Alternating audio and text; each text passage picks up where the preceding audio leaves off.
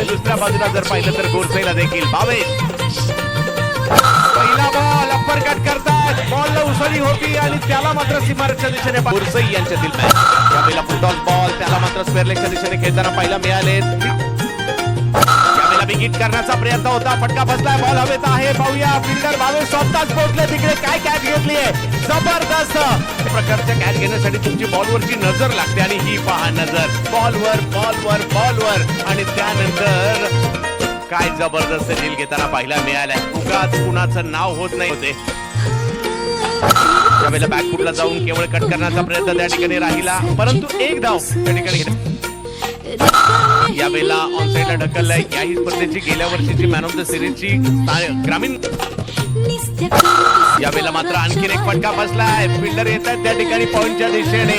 आणखीन एक विकेट आली आहे. भावेश पवार सोपे नाहीयेत आणि इकडे पहिल्या